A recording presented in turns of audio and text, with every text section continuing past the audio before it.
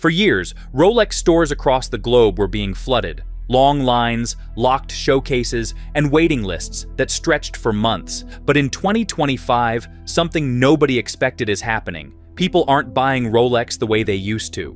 The buzz has diminished, the crowds have thinned, and in many cities across America, Rolex boutiques are empty. Walk into a flagship store in New York, Los Angeles, or Miami, and you'll see what industry insiders are calling the Great Disappearance. Foot traffic has dropped by an estimated 40% to 60% compared to just 2 years ago. Models that once flew off shelves now sit untouched for weeks. Stores that proudly reported selling hundreds of pieces a quarter are now struggling to move dozens. What's happening? Part of it is economics. With luxury prices rising faster than disposable incomes, buyers are more cautious. A watch that cost $8,000 5 years ago now tops $12,000 or more at retail. But the deeper shift is cultural. Younger collectors aren't chasing the same symbols of wealth. They want meaning, innovation, story, not just a logo on a bracelet. Resale prices, once a fortress, are softening too. Some vintage Submariners and Daytonas that used to trade above retail are now selling at or even below their original cost.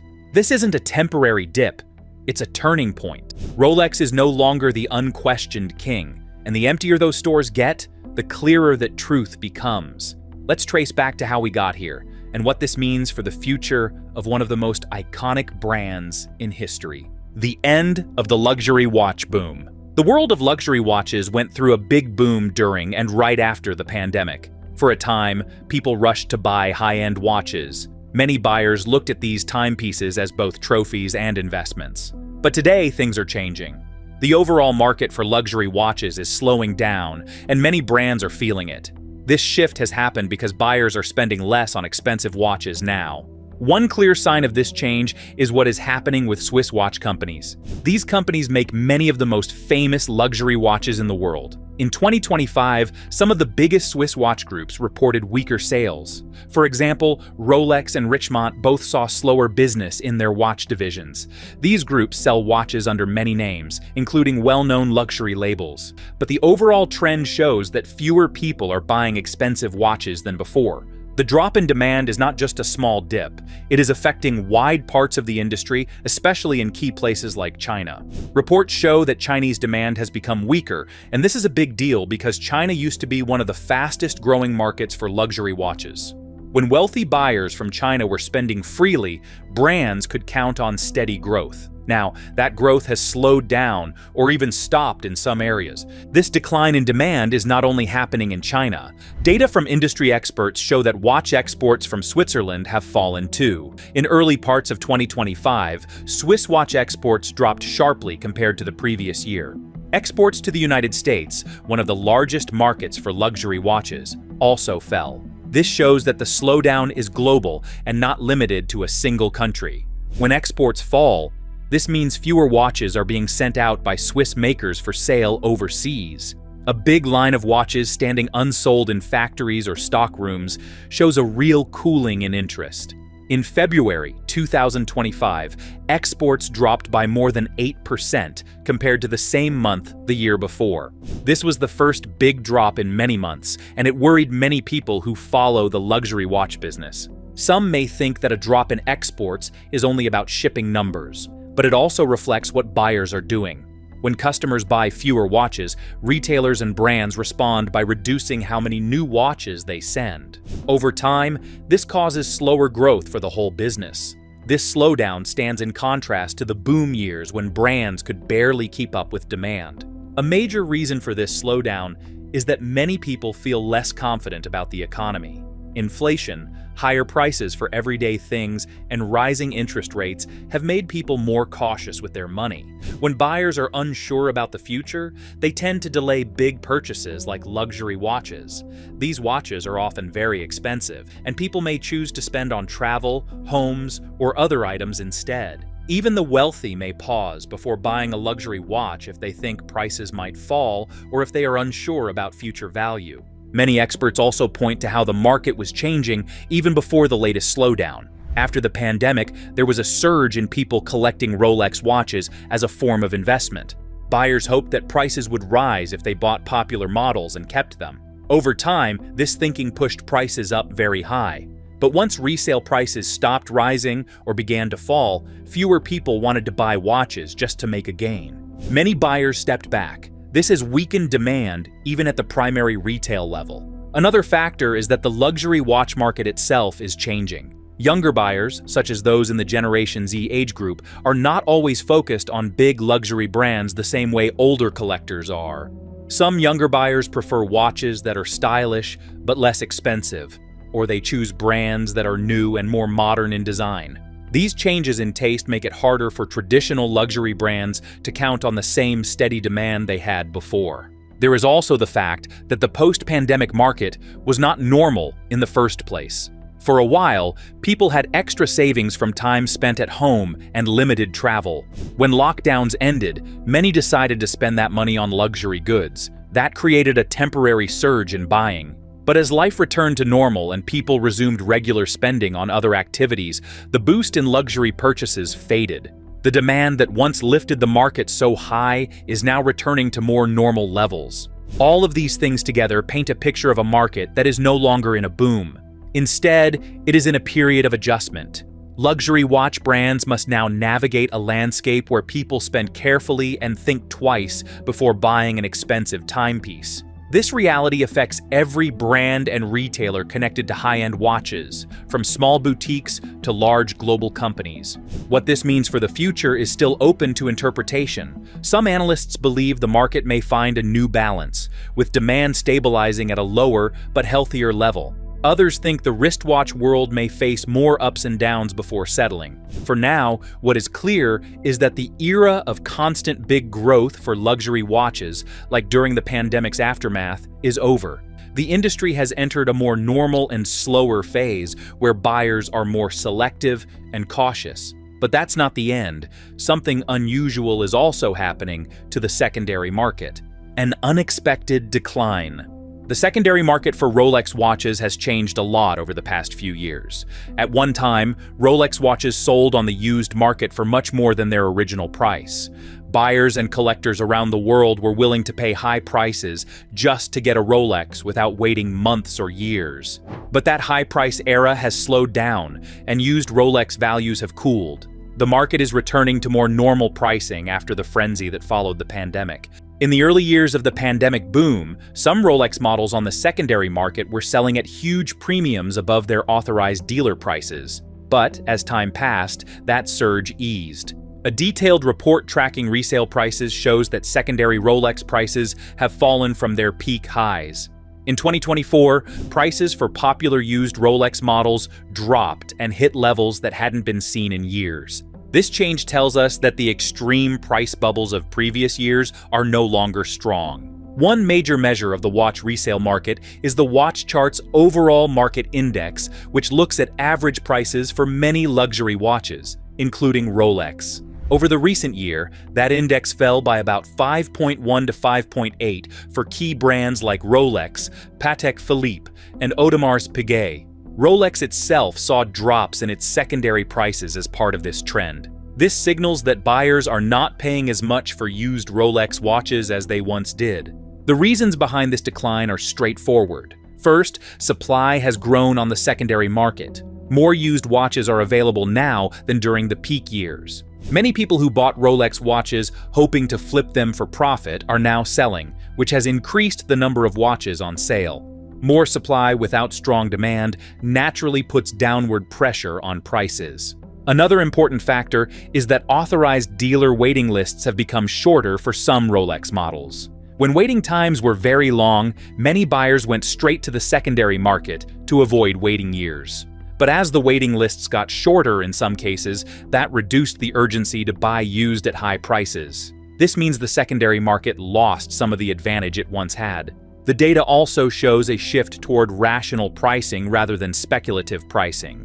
In early 2025, the premium that Rolex models sold for above retail price on the secondary market declined significantly compared to a year earlier. In early 2024, about 68% of Rolex watches were selling above their recommended retail price on the used market. By early 2025, That number had dropped to 56%. This drop shows that fewer buyers are willing to overpay compared to the retail price.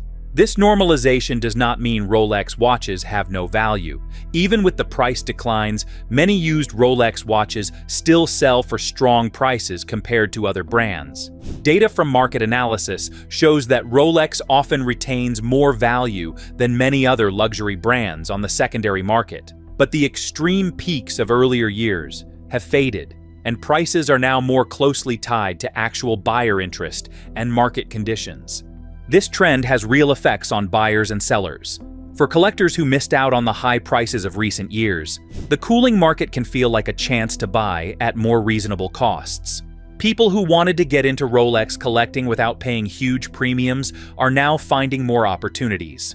At the same time, owners who bought at peak prices may see that their watch's value is not rising anymore and, in some cases, has dropped compared to what they paid. The secondary market's shift also affects how the luxury watch world views Rolex's brand value. Rolex remains a respected and desired brand, known for quality and history. But the idea that Rolex watches would always increase in value like a traditional investment has weakened. Many sellers now focus on the joy of owning a fine watch rather than expecting big financial gains in the short term. Economists and industry experts also point out that the broader economic climate influences resale prices. Higher costs of living, interest rate changes, and global economic uncertainty make buyers think twice about spending large sums on luxury goods. Rolex resale prices have adjusted as a result of these larger trends in spending behavior. Some observers say this correction is actually healthy for the market. When prices become too detached from real value, bubbles form and eventually correct sharply. This evolution is also tied to Rolex's strategy. Rolex has moved more into the certified pre-owned market, where used watches are checked, authenticated, and sold through authorized channels. This can help bring more confidence to buyers, knowing they are getting genuine products backed by official verification. This shift may help stabilize the secondary market further.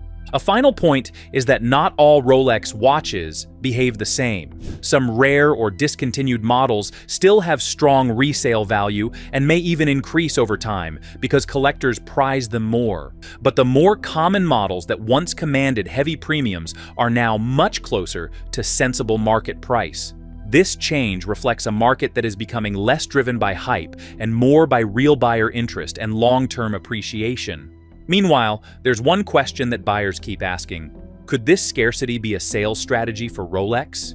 Truth or tactic? Shoppers often entered authorized watch stores hoping to see rows of Rolex watches sitting in polished cases. Many imagined comparing models side by side before choosing one. Instead, they were met with bare cases and polite explanations about long waiting lists. This scene repeated itself in city after city. Over time, it led many people to a simple conclusion. Perhaps Rolex was intentionally limiting supply, keeping production low to make each watch feel harder to get and therefore more desirable.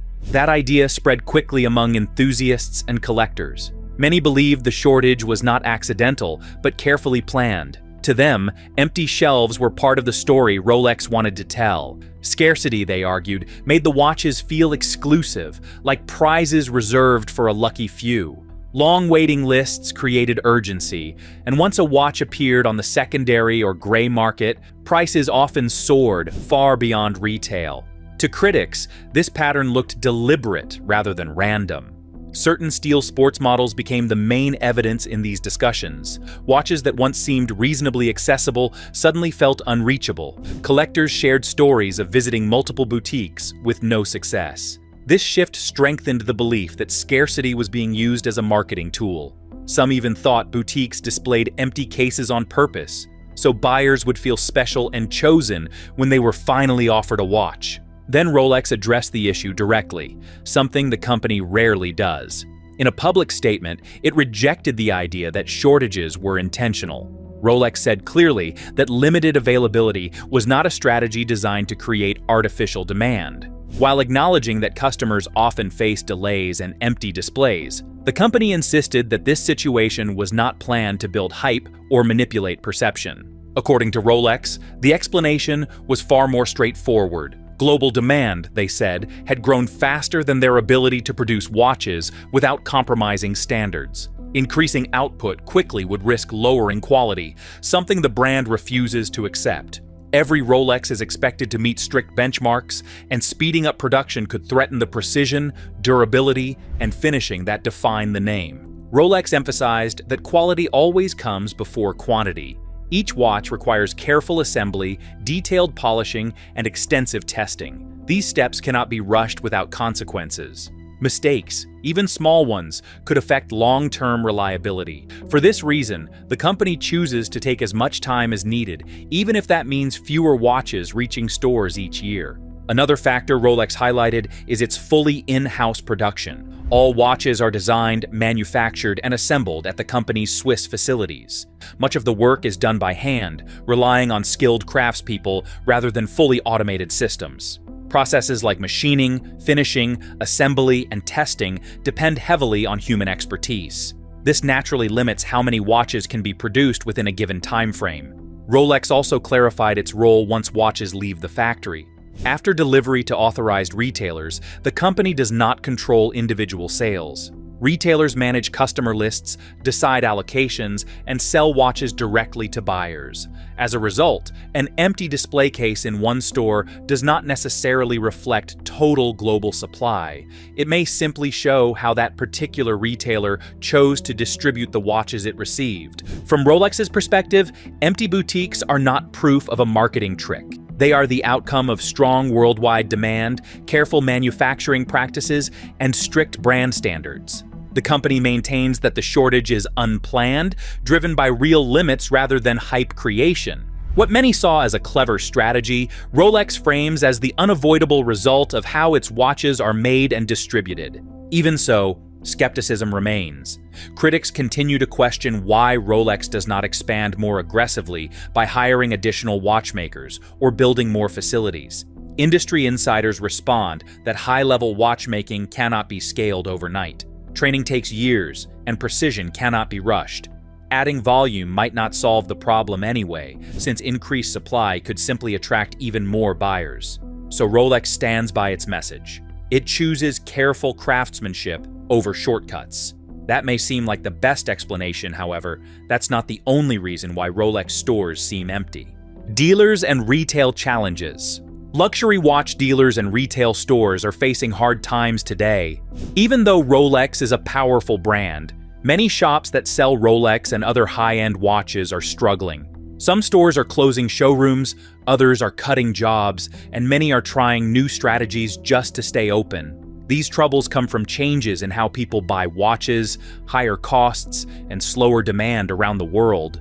One of the biggest problems for retailers is high costs. Keeping a luxury watch store open in a fancy location costs a lot of money. The shop must pay high rent, insurance, staff wages, lighting, security, and more. When fewer customers come in and fewer watches sell, these costs become hard to cover.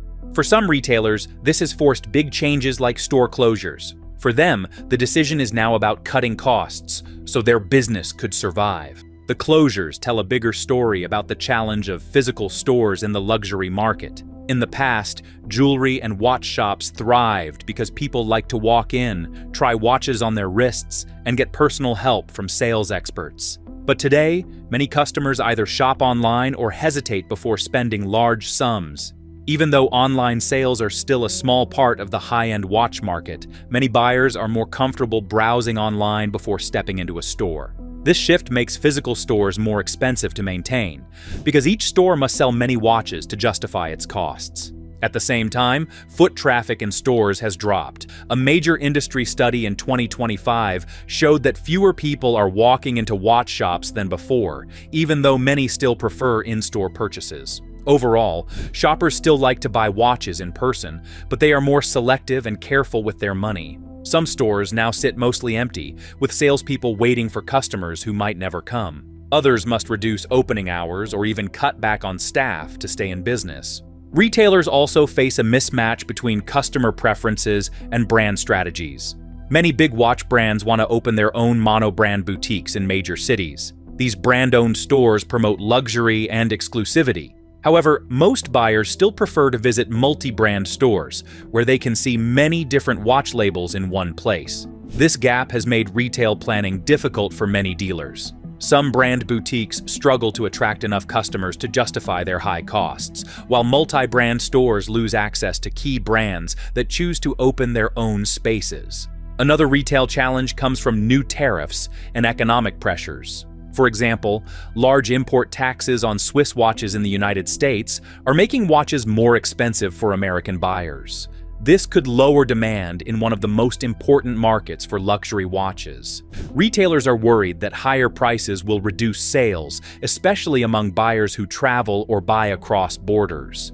When people can get similar watches at lower cost elsewhere, sales slow down and stores earn less. The rise in pre-owned watch buying also affects retail stores. Younger buyers, like members of Generation Z, often choose used watches because they are more affordable and unique. Many multi-brand stores now include pre-owned watches in their inventory, but this shift changes the nature of the business.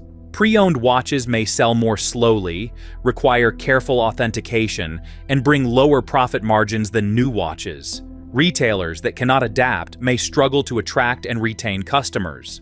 Retailers also deal with distribution changes from big brands like Rolex. Some small authorized dealers have lost their official status because they could not meet the strict requirements that brands now demand. These requirements include having dedicated sales areas, high-end displays, and trained staff. Also, some dealers are being replaced by large stores with big boutique displays. This has made it harder for smaller family-run watch shops to compete because they must pay to upgrade their stores or risk losing access to the most popular brands. In some cases, even stores with lots of watches have trouble selling them. Anecdotal reports from watch enthusiasts online show that some local dealers and gray market sellers sit on inventory they cannot sell quickly. Some dealers refuse to lower prices and then find themselves stuck with watches that buyers are no longer rushing to buy. Many retailers must now rethink how they do business in a world where people shop differently than they did in the past. Retailers are experimenting with online services that support physical selling, like online appointments, click-and-collect options, and digital product information. These tools help bridge the gap between online convenience and in-store experience. But they also require investment and planning, which adds to the cost pressures that many shops already face. Another challenge comes from global travel trends. In years past, many luxury watch purchases happened when tourists visited major cities like Geneva, London, or New York. But travel patterns have changed, with fewer tourists from some regions returning to pre-pandemic levels. This reduction in international visitors means fewer impulse buys in flagship stores and more reliance on local customers who may be watching their spending more carefully. Experts also say that retailers must fight back against fake watches and counterfeits. Fake luxury watches hurt sales because buyers become more cautious and suspicious. Retailers must invest in educating customers about authenticity and showcasing trusted products. This adds another layer of challenge when sales are already slowing and costs are rising. The trouble many dealers face shows that luxury retail is not immune to wider economic trends. Even prestigious brands like Rolex cannot protect every store from changing buyer behavior, higher costs, and global uncertainty. Retailers that succeed will likely be those that adapt to new consumer habits, balance physical presence with smart digital tools, and manage costs carefully. For many smaller shops, this remains a hard challenge, and the retail landscape for luxury watches continues to evolve in 2025. But what is Rolex doing to counter all these challenges? Let's find out. Rolex's strategies for fixing the drop. When the luxury watch industry began to slow, brands had to react. They could not just wait and hope things got better. The market became less predictable, and buyers changed how they shop. In response, big companies like Rolex and other Swiss watchmakers adjusted their strategies in many ways. These changes show how the industry is trying to protect its value, attract customers, and stay strong in tough times. One of the biggest responses from Rolex has been its Certified Pre-Owned (CPO) program. This program allows buyers to purchase used Rolex watches that have been inspected and certified by the brand itself. Before this, most pre-owned watches were sold through third-party dealers or online marketplaces.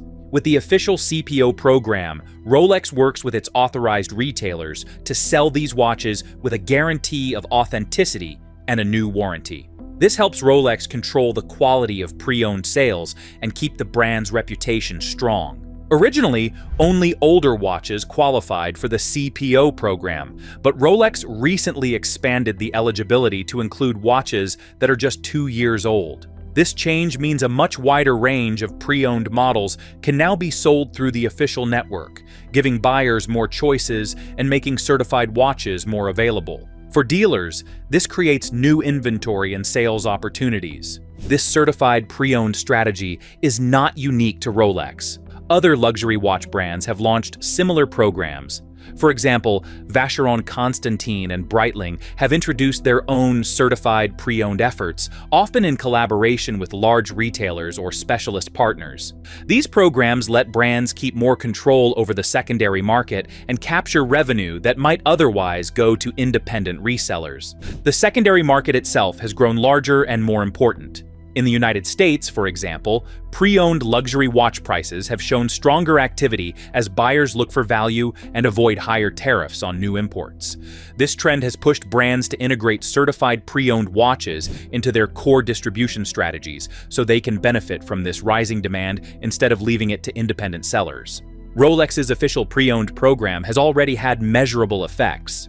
Estimates show that certified pre-owned sales reached around $120 million in a recent quarter, and many more watches are being listed through official channels. These watches often command higher prices than non-certified pre-owned watches, showing that buyers trust and value the official certification. Beyond certified pre-owned, brands are strengthening relationships with authorized dealers.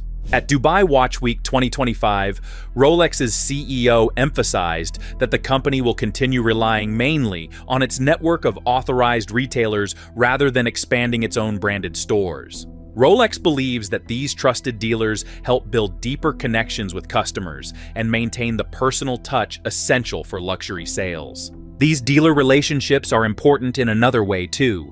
By supporting pre-owned sales through authorized channels, dealers can keep customers inside the official network instead of losing them to gray or uncertified markets. This strategy helps both Rolex and its retailers build stronger long-term customer loyalty. Brands are also reacting to broader market challenges like tariffs and changing buyer behavior. High import duties, particularly in major markets such as the United States, have pushed prices up for new watches. Some industry leaders have suggested that brands may need to adjust profit margins, share costs with retailers, or rethink pricing strategies to keep demand healthy. These discussions show that the industry is aware of external pressures and is actively planning how to respond. In addition to pricing and dealers, brands are also changing how they present products to customers. Retailers increasingly blend new and certified pre-owned watches in the same space, letting buyers compare both easily. For instance, some flagship stores now showcase Rolex's new and certified pre-owned collections side by side. This makes the retail experience more flexible and helps attract a wider range of buyers, from first-time luxury watch buyers to seasoned collectors. Another important industry response is focusing on product desirability and innovation. While some brands struggle with slower sales, Rolex remains very desirable among buyers. Its classic sport models like the Submariner, Daytona, and GMT Master II still have long waiting lists at authorized dealers, even though overall market demand has normalized from earlier hype. This shows that despite broader economic pressures, certain Rolex models remain strong in appeal. Sustainability and ethical practice are also becoming part of how brands respond to changing consumer values. Many younger buyers care more about environmental responsibility and ethical sourcing when they choose luxury goods. Some watch companies, including Rolex and others, have increased their focus on sustainable materials, responsible manufacturing, and reducing environmental impact. This trend helps brands connect with newer generations of consumers. Brands are also using marketing and communication differently than in the past. Instead of only pushing exclusivity, some are highlighting the craftsmanship and heritage of watchmaking. Rolex, for example, is urging the industry to celebrate its craft and engineering to attract not only customers, but also future generations of watchmakers and buyers. This acknowledgement of the human story behind watches helps keep interest high even when markets slow. Many brands are also adjusting production and inventory levels. During boom years, some watch companies produced fewer watches to keep them rare and valuable. Now, with shifting demand patterns, they have to balance production so they do not create too much unused inventory. Managing supply carefully helps protect brand value and prevents excess watches from ending up in discount markets. Overall, the luxury watch industry is not standing still. Slower demand and economic pressures have pushed brands to rethink how they sell, who they sell to, and what value they offer their customers.